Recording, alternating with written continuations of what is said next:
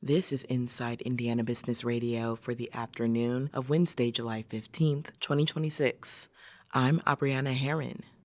Florida-based L3Harris Technologies Incorporated continues to build on momentum in Northeast Indiana after receiving another contract from the U.S. Space Force's Space Development Agency, or SDA. The contract, valued at $955 million, is for the production of 18 Accelerated Missile Defense Tranche 3 satellites, which will be manufactured primarily at the company's facility in Fort Wayne.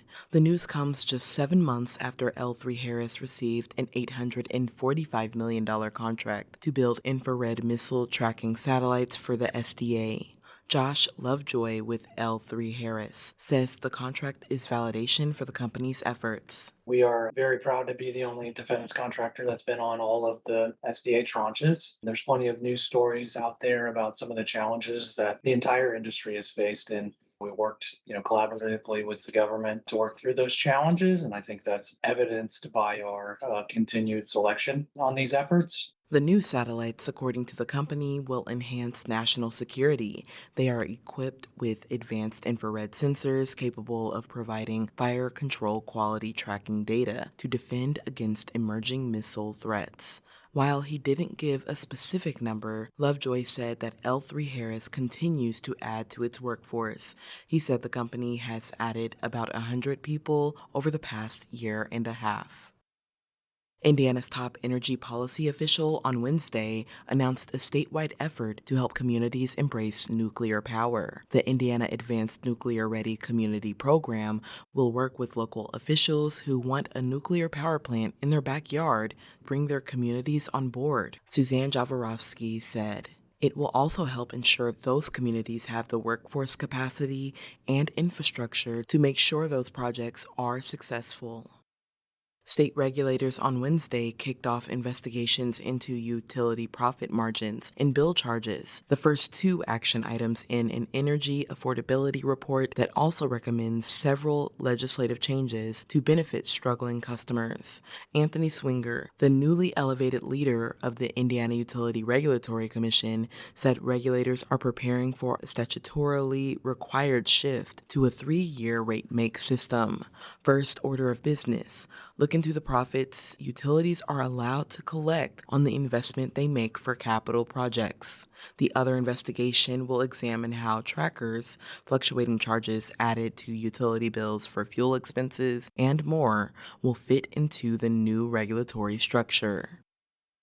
Inside Indiana Business Radio on Demand is made possible by the following.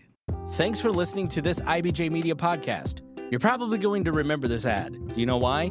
Podcast advertising works. 85% of listeners recalled hearing an ad during a podcast, and 70% of podcast listeners have acted after hearing an ad. So whether you're looking to be heard across the entire IBJ Media Podcast Network, sponsor one of our shows, or just start with a 30-second ad, IBJ Media can help. Contact advertise@ibj.com to learn more. St. Mary's College is expanding its Spark Lab after spending the first 3 years building the space into a resource for students, entrepreneurs, and community partners.